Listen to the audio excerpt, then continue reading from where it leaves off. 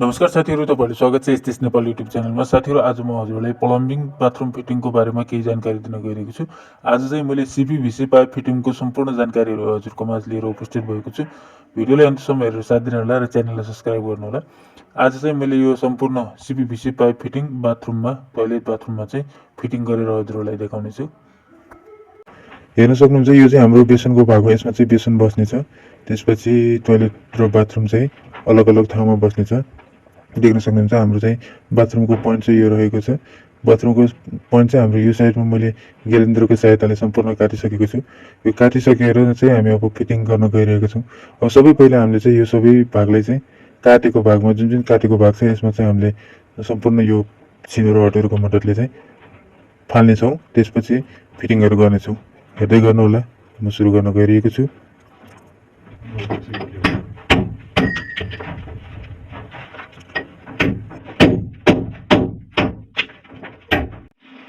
हेर्न सक्नुहुन्छ, हामीले यो सम्पूर्ण काटेर पनि फिटिङ गरिसकेको छौँ। यो चाहिँ हाम्रो आउटको लागि हो, इन गर्ने हाम्रो माथि टोयलेट बाथरुममा चाहिँ राख्नको लागि हो।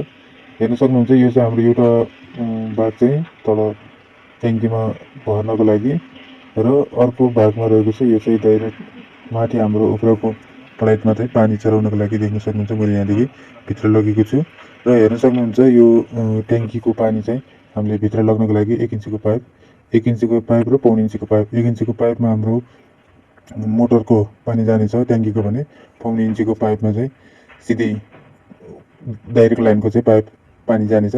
हेर्न सक्नुहुन्छ, हामीले यसरी नै लिएका छौँ।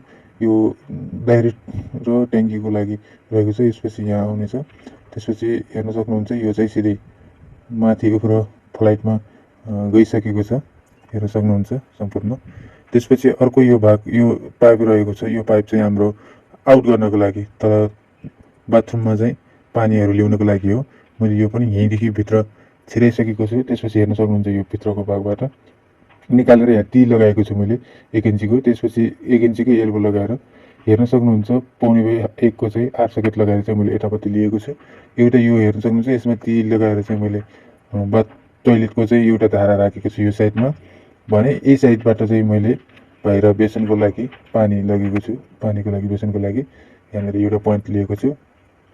त्यसपछि अर्को भागमा हेर्न सक्नुहुन्छ, यी भागबाट तीबाट निकालेर चाहिँ यहाँ चाहिँ मैले एउटा 45 को प्लस आर सकेट लगाएर अनि 45 को लगाएर चाहिँ यतापट्टि अर्को हाम्रो यो भागमा चाहिँ टी लगाएको छु।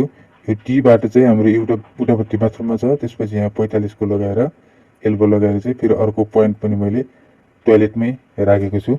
अब हेर्न सक्नुहुन्छ, यो टी भएको भागबाट चाहिँ हाम्रो हेर्न सक्नुहुन्छ, यो बाथरुममा चाहिँ आइसकेको छ। यो बाथरुममा चाहिँ हामीले इलेक्ट्रिक गिजर अथवा ग्यास गिजर जुन पनि राख्नको लागि लिएका छौँ।